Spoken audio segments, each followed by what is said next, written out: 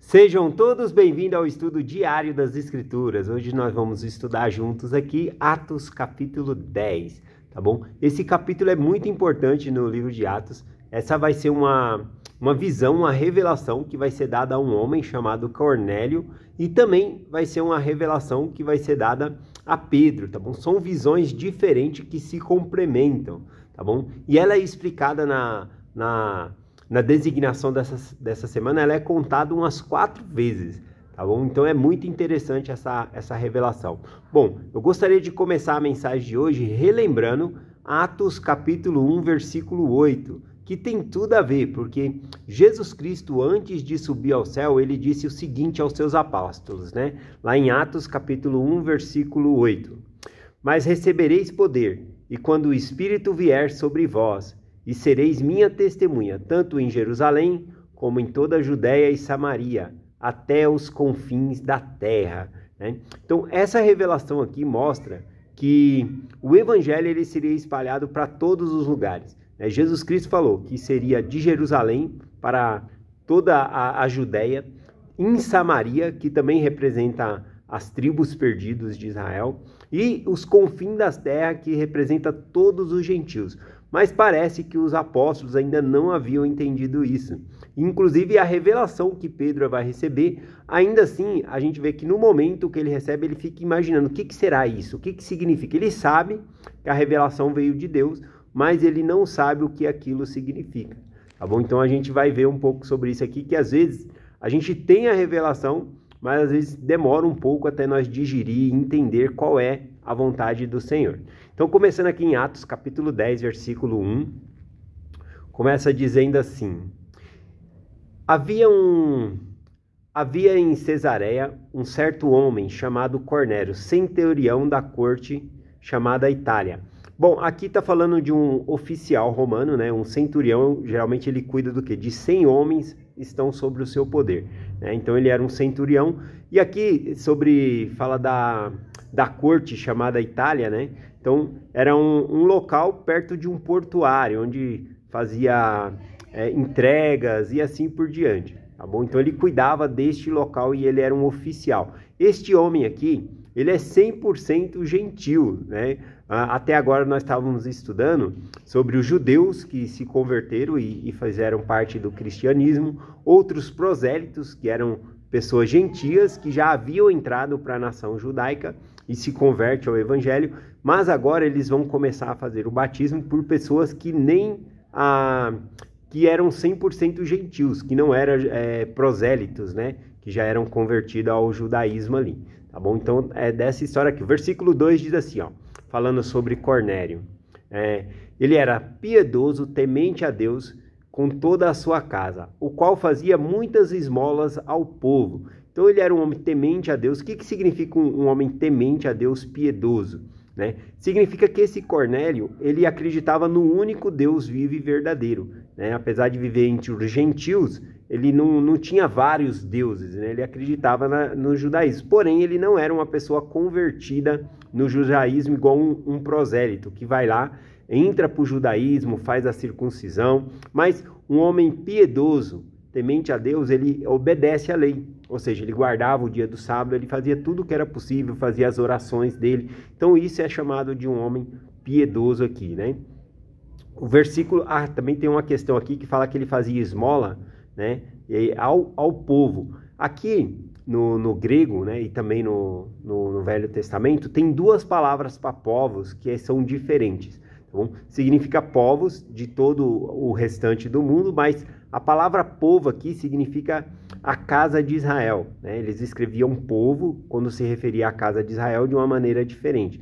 Então esse povo aqui significa que ele fazia esmola justamente aos judeus, né, à casa de Israel. Tá bom? Então esse era o sentido aqui das esmolas.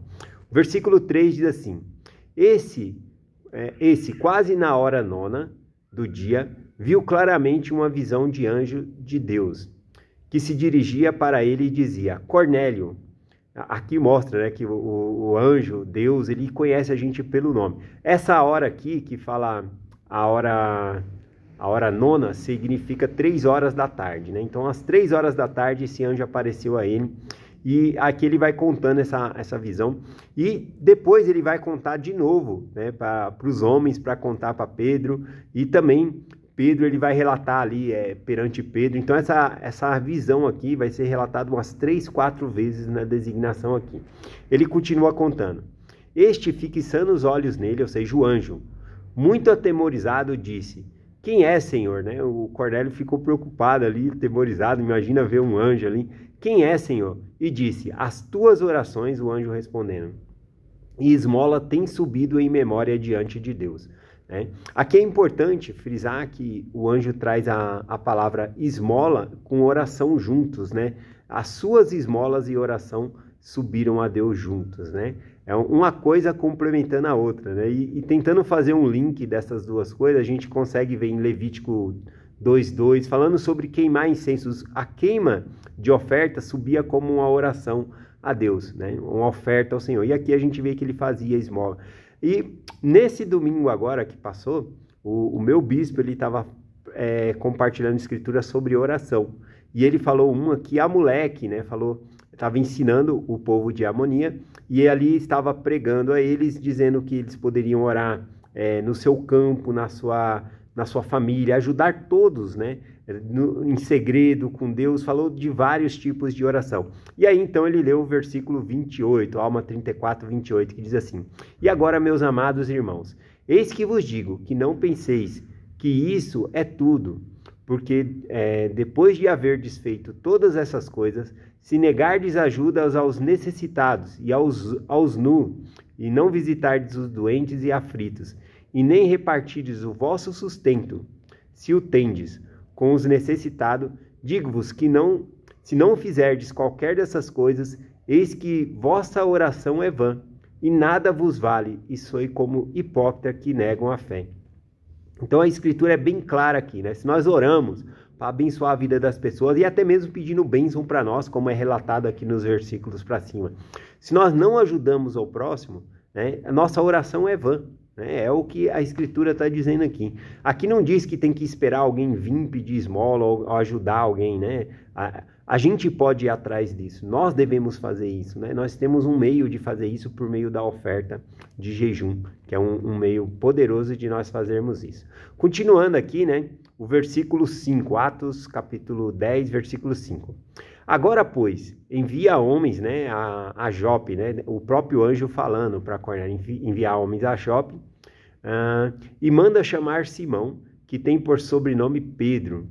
Este está hospedado na casa de um certo Simão curtidor, que tem a sua casa junto ao mar, e ele virá e vai te dizer o que deve fazer. Interessante aqui essa maneira de compartilhar o endereço, né?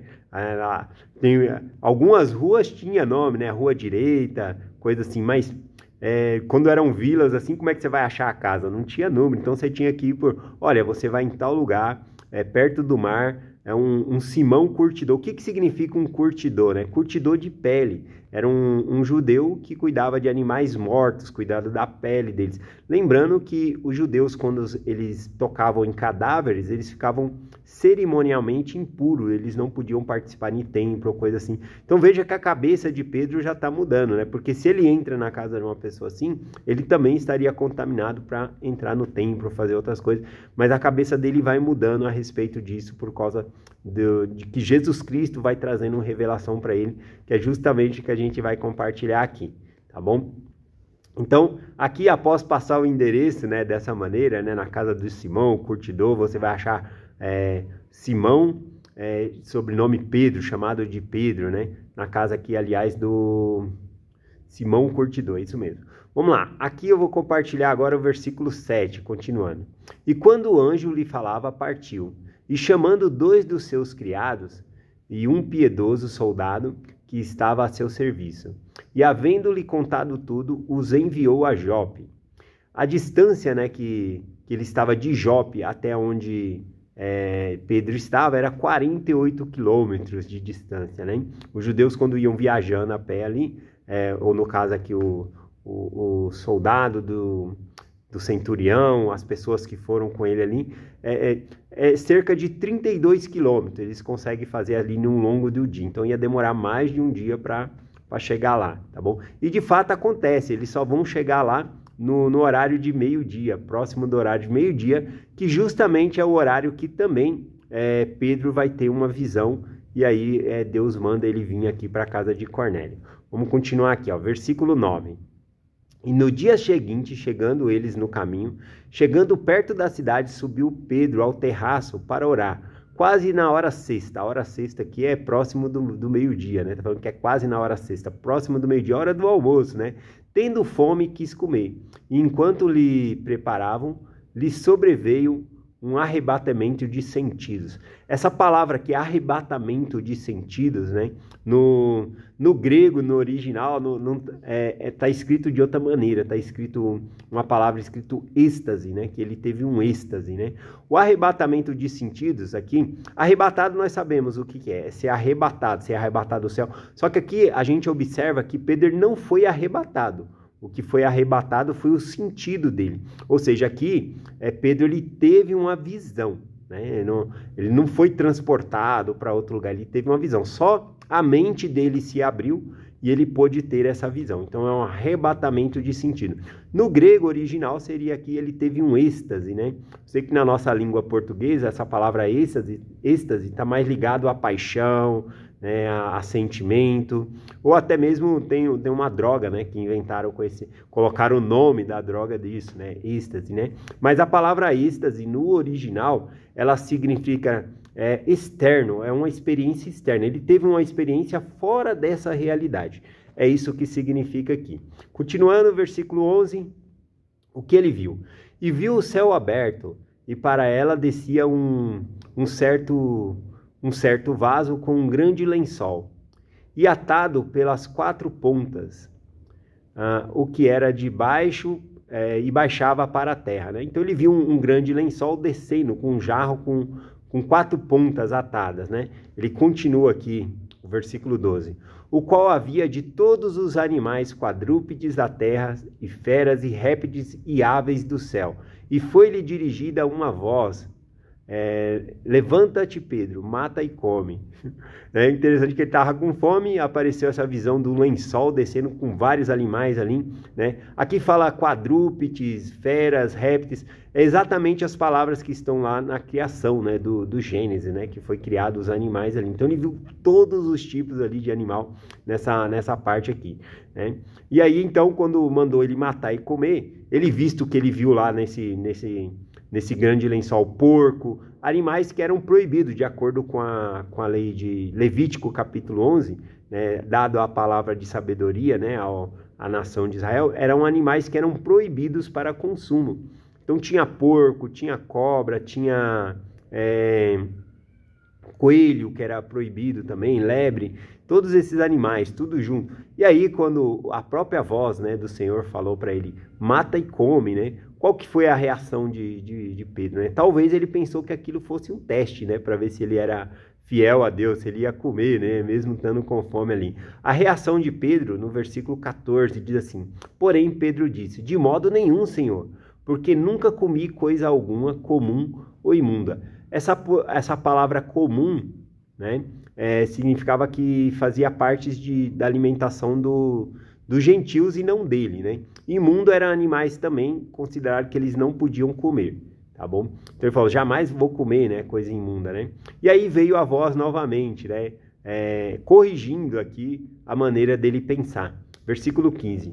E uma segunda vez lhe veio a voz, não faça tu comum ao que Deus purificou. Então todos aqueles animais ali, a voz estava dizendo que Deus purificou, né, e que ele poderia matar e comer. E para que não houvesse dúvida na mente de Pedro aqui, né, essa visão ela se repete 3 vezes, que é o que a gente vai ver aqui, né? Algum simbolismo importante aqui, né? Aqui nós sabemos que propriamente não está querendo se referir à palavra de sabedoria, né? Aqui está falando, conforme eu comecei a mensagem, em Atos capítulo 1, versículo 8, fala que Jesus Cristo falou que o evangelho deveria ser espalhado até os confins da terra. E os gentios, eles eram considerados imundos, né? Era considerado comum ou imundos, né? Geralmente, quando eles queriam se referir a algum animal que representasse os gentios, chamava de cães ou coisa assim, tá bom? Mas aqui essa visão está representando que o evangelho iria para todas as partes, justamente Atos capítulo 1, versículo 8, que Jesus Cristo já havia falado. E aqui Pedro ele não está entendendo essa visão, mesmo tendo repetido ela 3 vezes, né? Uma coisa simbólica aqui também é que o pano desce, esse lençol com esses animais, diz que em cada ponta, né, as 4 pontas estavam atadas, né? O que pode significar as 4 pontas, né? Geralmente os 4 cantos da terra, que o evangelho era para se espalhar para os 4 cantos da terra. Vamos lá aqui para o versículo 16. E aconteceu por 3 vezes, e o vaso foi recolhido para o céu, né? 3 vezes ele teve a mesma visão ali. Versículo 17. E quando Pedro estava perplexo consigo mesmo sobre o que haveria de ser aquela visão que tinha visto, veja que ele não percebeu, né? Ele não sabia o que significava aquela revelação ali. Eis que os homens que foram enviados por Cornélio bateram à porta e perguntaram pela casa de Simão. Chamando, perguntaram a Simão, né? Se tinha ali alguém com o sobrenome de Pedro, né? Simão Pedro. Estava hospedado ali. Pensando Pedro naquela visão, né? Aí volta a narrativa para Pedro aqui. Pensando Pedro naquela visão, disse o Espírito. Agora aqui já não foi uma visão. O próprio Espírito Santo, né? Disse a Pedro. Eis que 3 homens te buscam, levanta-te, pois, e desce e vai com eles, e não duvidando, porque eu os enviei. Já era para ele não ter dúvida que ele deveria ir com os homens. Pedro, descendo para junto dos homens que lhe foram enviados por Cornélio, disse: Eis que sou eu a quem procurais. Qual é a causa e por que estáis aqui? Né? O Espírito não deu muitos detalhes, né? O que ia acontecer, só falou para ele junto. Então, por isso, Pedro está perguntando ali. E aí os homens dizem, né? Versículo 22. Cornélio, centurião, homem justo, temente a Deus, tem bom testemunho de toda a nação judaica. Veja que ele acreditava, né, no único Deus verdadeiro. Ele só não havia se batizado, não havia feito circuncisão, então ele não era um prosélito, mas ele acreditava, tá bom? Aí ele está falando aqui, né, da nação judaica. Foi visitado por um anjo para que mandasse chamar-te para a sua casa e ouvisse suas palavras. E então Pedro, chamando-os para dentro, o recebeu em casa. Porém, no dia seguinte foi Pedro com eles e foram para alguns irmãos para Jope, né? Eu vou compartilhar só até aqui, essa mensagem ela é bem grande e amanhã a gente vai ter o complemento dela, tá bom? De fato, o que pode ficar gravado em nós, né? O que nós podemos tirar de proveito até esse momento nessa mensagem aqui? Claro que tem várias aplicações, o Espírito Santo pode falar de várias maneiras ao coração das pessoas, coisas diferentes, mas algo que ficou marcado é que muitas vezes a gente recebe uma revelação e não compreende. Se sente no coração, eu tenho que ir na casa de alguém, mas você não sabe o que vai fazer lá. O Espírito ele revela apenas parte, né? E à medida que a gente vai fazendo as coisas, a gente vai recebendo mais revelação e conhecimento. Igual o Nefe, né? Quando ele foi buscar as placas de latão, ele agindo pelo Espírito de Deus, ele estava obedecendo a ordem do Senhor, mas ele tenta uma vez, não consegue, a segunda vez não conseguiu. Na terceira vez, ele vai ali sendo conduzido pelo Espírito sem antemão saber o que deveria fazer. O importante é a gente seguir o que o Espírito nos fala. Então a gente vê aqui que Pedro, mesmo tendo a repetição de 3 vezes, ele não sabia o que significava e depois vai compartilhar que ele vai ter o entendimento então do que é essa visão. Inclusive ele vai compartilhar depois com os outros apóstolos e com outras pessoas que têm essa dificuldade de aceitar os gentios entrar para a casa de Israel. Então é uma visão muito importante que ele teve aqui, né? E veja que é uma junção, né? O anjo aparece a Cornélio, né? Conta para ele essas coisas, manda buscar Pedro, sem saber o que Pedro ia falar, né? Falou, ele vai te dizer o que fazer, né? Então, outro ponto, né? Esse Cornélio, ele era piedoso, dava esmola, né? Mas isso não significa que ele era salvo, né? Que ele teria a sua exaltação. Ele precisava fazer convênio com o Senhor. E é justamente isso que Pedro vai levar para ele, para que ele entrar para a igreja de Cristo, ser batizado e fazer convênio com o Senhor. Tá bom? É essa mensagem que eu compartilho hoje com vocês. Em nome de Jesus Cristo. Amém. Até amanhã.